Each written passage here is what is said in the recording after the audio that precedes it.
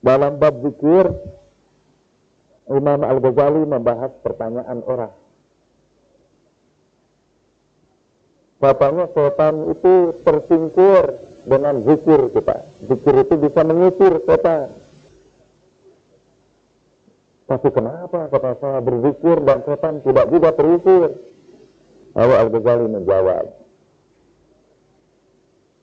setan itu seperti anjing-anjing lah. Setan itu seperti anjing-anjing yang boleh jadi ketika kita bentak, anjing itu lari menyingkir. Tapi kalau di sekitar kita itu banyak makanan anjing itu, walaupun udah lari dia balik lagi. Karena dia lihat ada makanan anjing itu di sekitar tubuh kita. Malahan mungkin dia bersiap-siap dari jauh itu mengincar. Begitu dia lalai, anjing itu datang dan mengambil daging makanannya itu. Jadi zikir kita juga tidak bermanfaat apabila dalam hati kita masih kita sediakan makanan-makanan setan itu. Dan setan itu kalau ngejar makanan itu tidak takut lagi digebrak oleh zikir yang manapun. Seperti orang yang kelaparan walaupun dijaga hansip, kalau nggak waktu pembagian di sini sembako, orang-orang berdatangan mau mengambil bagian itu berdesak-desakan, suaranya gemuruh sampai tiang di dekat rumah Pak Abu Ali itu roboh di 1000 orang. Pintunya juga hampir didorong hancur. Sudah tidak bisa dihalang-halangi lagi karena lapar. Itu salah kita juga. Kenapa orang yang lapar itu malah kita iming-imingi, kita goda. Jadi pastilah mereka akan menyerbu. Seperti itu juga hubungan kita dengan setan. Jadi pada kenyataannya bukan setan yang menggoda kita ternyata. Kitalah yang menggoda setan dengan berbagai penyakit hati yang kita derita. Yang dalam kuliah kita sebelumnya dalam masalah kita sebut sebagai mabakhilus sawatin, sebagai pintu-pintu masuk setan. Kita bukakan pintu-pintu itu seluas-luasnya. Lalu memang zikir harus dimulai setelah kita menutup pintu-pintu setan, setelah kita membersihkan diri dari berbagai penyakit hati. Mungkin suatu saat kita adakan khusus kuliah tentang berbagai penyakit hati, diagnosanya dan pengobatannya. Saya akan bacakan beberapa ayat Al-Quran tentang keutamaan zikir itu. Seluruh amal itu ada batas-batasnya. Puasa misalnya ada batas-batasnya. Di bulan Ramadan aja kita wajib berpuasa itu. Haji itu pun ada batasnya kan, dari tanggal sekian sampai tanggal sekian pada waktu-waktu sekian. Kata Al-Ghazali hanya satu amal yang tidak ada batasnya, yaitu zikir. Salat juga ada batasnya. Ada waktu-waktu tertentu ketika kita malah tidak boleh salat. Yang dimaksud dengan kita adalah sawah sebagai perempuan. Tapi zikir itu tidak ada batasnya. Al-Quran mengatakan, zikirlah kamu kepada Allah dengan zikir yang sebanyak-banyaknya. Uzkurullaha zikran katsira. Untuk amal di dalam Islam itu, semua amal kecuali zikir, yang penting itu mutunya, kualitasnya, bukan banyaknya. Al-Quran menyebutkannya Allahu khalaqal mauta wal hayata liyabluwakum ayyukum ahsanu amala. Ahsanu amala, yang paling baik amalnya. Tidak ada yang paling banyak amalnya. Di dalam surat Kahfi kita juga menemukan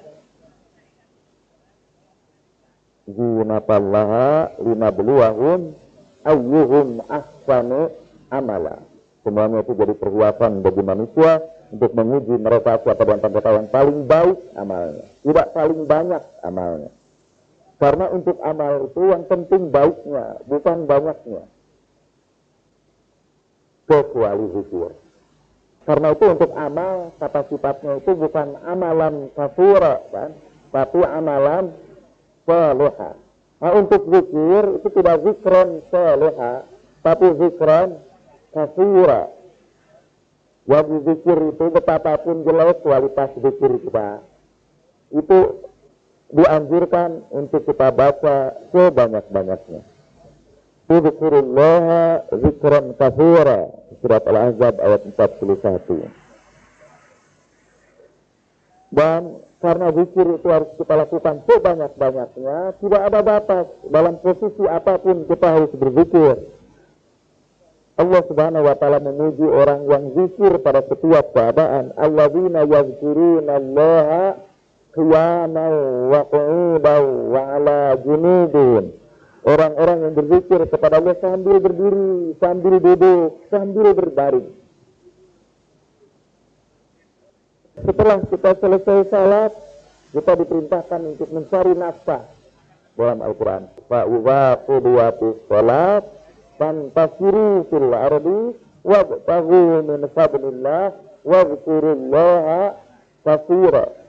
Kalau selesai salat, nyebarlah kamu di bumi, cari anugerah Allah, dan zikirlah kamu dengan zikir yang sebanyak-banyaknya. Bahkan ketika mencari anugerah Allah pun, kita harus masih tetap berzikir. Bahkan ketika kita bekerja, mencari nafkah, kita tidak boleh meninggalkan zikir. Dalam Al-Quran, Tuhan menyebutkan salah satu ciri orang munafik ialah, saya baca dalam surat An-Nisa ayat 142. Allah SWT menjelaskan ciri-ciri orang munafik. Lalu di ujungnya Allah berfirman, orang munafik itu la yadhkurunallaha illa qalila.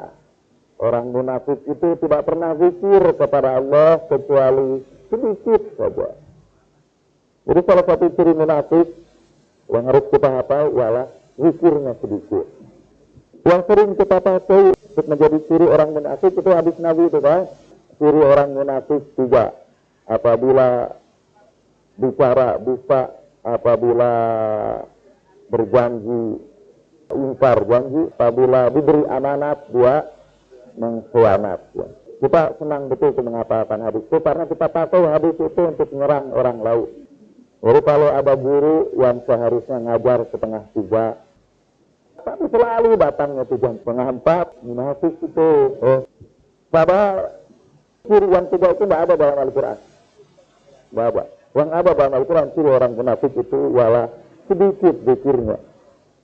Jadi zikirnya itu cukup aja, itu sudah salat, baca subhanallah 33 kali, alhamdulillah 33 kali, Allahu Akbar 33 kali, lalu ditutup dengan la ilaha illallah. Itu pun kalau ingat dan kalau keburu. Di luar itu kita sebut zikir itu bid'ah.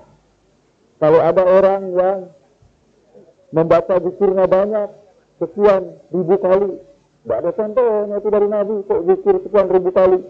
Bid'ah itu hukumnya. Neraka itu ujungnya, jadi begitu.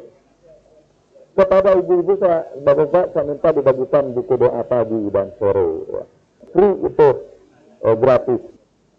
Saya bagikan itu gratis karena harapan saya ini termasuk yang raba munafik juga. Zikir saya itu sedikit, tapi dengan mengajarkan zikir itu diamalkan ibu-ibu, itu saya kebagian juga. Kebagian spillovernya dari zikir itu. Nanti di hari akhirat ada seorang yang sedikit sekali amalnya, sehingga ketika ditimbang amal itu dia tidak berani melihat, dia tutup matanya dengan penuh ketakutan. Dia yakin betul bahwa timbangan amalnya itu sangat rendah dan pastilah akhirnya ujungnya ke neraka khawiyah. Fa amma man khaffat mawazinuhu fa ummuhu hawiyah wa ma adraka ma hiya narun hamiyah. Dia tutup gitu. Tapi ketika dia buka dikit, dia terkejut. Ternyata amalnya berat. Dan gulungan-gulungan amal seperti gulungan alam ditumpukkan pada timbangannya. Nah, orang itu bertanya, "Ya Allah, saya tidak pernah melakukan amal sebanyak itu." Tuhan berkata, "Itulah amal orang-orang yang kamu ajari." Kemudian mereka mengamalkan apa yang kamu ajarkan itu. Nah, jadi saya bagi-bagikan itu. Saya bapak-bapak dari ibu amalkan, saya nanti kebagian pada hari akhirat. InsyaAllah.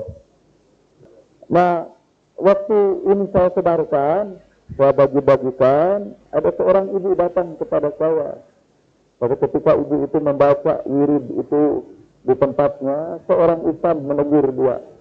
Tidak boleh itu mengamalkan ini. Apa kata salahnya? Sebab di situ ditentukan ada 3 kali, 10 kali. Itu tidak ada hadisnya itu katanya. Dan zikir-zikir ini tidak ada hadisnya. Lalu saya bilang sama ibu itu, Bu, tolong tanyakan sama dia, zikir apa saja yang ada hadisnya. Pasti dia mulai mikir juga. Paling tidak yang dia ingat itu Subhanallah 33 kali, Alhamdulillah 33 kali, Allahu Akbar 33 kali. Wala yadhkurunallaha illa qalila. Dan orang munafik itu tidak berzikir kepada Allah kecuali sedikit saja. Dan saya takut saya ini munafik juga karena zikir sedikit. Takut juga ibu-ibu dan bapak-bapak juga sebelum ikut kuliah tasawuf ini zikirnya sedikit juga. Yaitu zikirnya itu hanya pada waktu-waktu tertentu saja. Yaitu misalnya sholat atau ketika acara tahlilan. Karena saya sekarang setuju benar ini tahlilan itu dihidupkan. Karena paling tidak orang yang jarang berzikir ke bawah zikir waktu ketahlilan itu. Coba ini sudah ada, mungkin itu cara ulama dulu lah, melatih penduduk itu untuk berzikir dengan acara tahlilan. Kan kalau belajar zikir sendiri-sendiri mungkin kita malu. Jadi kalau belajar zikir bareng-bareng, apalagi sesudahnya ada berkat, ya, kita mungkin akan menghadirinya. Padahal mungkin para ulama itu menggunakan itu sebagai majelis untuk mengajarkan zikir. Ya, kita bersama-sama baca la ilaha illallah, subhanallah dan sebagainya. Itu ya, sudah gitu juga dibid'ahkan juga itu tahlilan itu. Sehingga akhirnya orang tidak sempat zikir beneran. Kan orang yang tidak sholat pun itu kalau orang tuanya meninggal dunia ingin juga orang-orang baca zikir. Dan dia pun mungkin ikut juga baca zikir bareng-bareng. Kalau bareng-bareng tidak sulit lah. Kalaupun kita salah sudah ketahuan. Dan sebetulnya zikir itu salah pun masih tetap dapat pahala. Karena kalau di zikir itu kata sifatnya bukan salihah tetapi kasura. Tidak zikran salihah tapi zikran kasura. Atau zikir yang banyak. Dan saya menyelang ini sebentar kepada Basanto Aguang. Sawal Abu Basanto para berselesai menghadiri seminar dan buru-buru minta izin mau datang ke sini. Datang ke rumah ngantuknya luar biasa. Tapi dipaksakan juga lah ke sini supaya tidak jadi memenuhi ciri munafik. Mungkin ibu juga satu karena kita berada di ujung hari ini. Ada cerita dari MH Aimin Najib. Cerita itu saya dengar dari MH beberapa kali dalam beberapa kali pertemuan. Buat pertemuan muncul lagi cerita itu. Jadi apa? Kata MH suatu saat ada satu rombongan kiai dengan para santrinya berangkat naik haji pakai kapal laut. Dan seluruh pesantren itu gede pesantren lah. Jadi kiai, santri-santrinya sampai tukang masaknya ikut berangkat naik haji. Sudah berada di perahu itu semua, lalu kiainya berbiasa memeriksa, lalu dia sampai kepada salah seorang tukang masak yang sedang bikin ulekan, Purngarono, bikin ulekan begitu. Tapi sambil bikin ulekan itu berzikir. Lalu kata Pak Kiai, itu zikirnya salah, itu bukan begitu, jadi pengucapannya itu keliru. Lalu si ibu itu berpikir, mbok itu berpikir, tadi itu catatannya lupa, saya ketinggalan di rumah. Lalu dia tinggalkan ulekannya, dia loncat ke atas laut dan jalan di atas air itu. Kuaunya wah pingsan. Dia ambil dari rumahnya, balik lagi di situ, jalan di atas air. Dan kata Pak Kuau itu memang hanya memperhatikan ucapan-ucapan lahiriahnya. Pak Kuau itu, ya. Sementara si mbok itu zikirnya dengan penuh keikhlasan. Sehingga ada dampaknya, ada bekasnya dari zikir dia itu, walaupun salah. Itu juga mengingatkan saya kepada cerita dulu saya waktu masih kecil dari guru ngaji saya. Orang tuna tentu. Jadi ceritanya itu bapak-bapak tuna juga. Dulu itu orang kalau mau ngaji, dan sebenarnya ini sunnah yang berasal dari Al-Quran juga, Pak. Sebelum ngaji itu, sebelum titipkan anaknya, penduduk itu memberikan sesuatu kepada kiai itu. Nah, kalau sekarang sesuatu itu namanya uang pendaftaran. Dulu itu sesuatunya itu bisa berupa buah-buahan, beras, atau pulsa. Nah ini uang datang ke situ itu kebetulan orang tua yang miskin. Dia cari-cari untuk Pak Kiai itu. Ada satu saat Pak Kiai itu pergi ke tanah suci. Dan santri itu sangat mencintai kiainya. Pekerjaannya berkhidmat pada kiai itu. Dan apapun yang diperintahkan kiai itu dia amalkan tanpa berpikir kritis lagi. Itu salah satu sunnah kalau belajar tasawuf, jangan banyak tanya. Ketika Nabi Musa belajar kepada Nabi Khidir, itu Nabi Khidir mensyaratkan, boleh kamu belajar kepada aku, tapi kamu jangan tanya apa-apa. Karena bagaimana mungkin kamu bisa mengerti kalau informasinya belum disampaikan kepada kamu, kata Nabi Musa. Nabi Musa akhirnya tanya lagi. Dan akhirnya Nabi Khidir berkata, sudah kita berpisah. Inna falan tastati ama'iwa sabra. Kamu itu memang tidak bisa bersabar. Untuk tidak nanya. Inna falan tastati ama'iwa sabra. Kamu memang tidak bisa bersabar bersama aku. Dia kehilangan betul kiainya. Nangis saja. Tapi dia pergi naik haji tidak bisa karena tidak punya biaya. Dia pergi ke pinggir pantai merenung di situ itu. Memikirkan kiainya yang hilang. Akhirnya dia teringat zikir yang diajarkan kiainya. Dia bacalah di zikir itu. Tutuna mereka, tutuna terus. Dan tiba-tiba di depan dia ada sebuah perahu. Dan dia disuruh naik ke perahu itu. Singkatnya cerita, dia sampai ke tanah suci. Dan berjumpa dengan Pak kiainya waktu tawaf. Sekali lagi kiainya yang hampir pingsan. Ini kok ini orang bisa di situ. Malah duluan dari kiainya. Datangnya ke situ. Kiainya tanya, ilmu apa kamu sampai bisa ke sini? Sebutkanlah supaya mengamalkan zikir. Mereka butuhina. Itu zikirnya udah jelas salah. Tidak bagus. Tapi kasiro itu. Zikirnya zikron kasiro. Dan itu ada dampaknya. Kembali kata Al-Ghazali, khusus untuk zikir itu tidak ada batasnya itu. Dan kita tidak usah takut zikir kita kurang begitu baik. Amalkan saja zikir itu, walaupun boleh jadi makrojnya belepotan, keliru-keliru, ucapkan saja. Untungnya zikir yang paling utama itu yaitu menyebut lafzul jalalah, nama Allah, Allah, itu yang paling gampang. Kata Allah itu paling gampang diucapkan. Sehingga kecil kemungkinan kita salah. Orang Jepang pun yang tidak bisa nyebut, ternyata bisa nyebut Allah itu. Allah.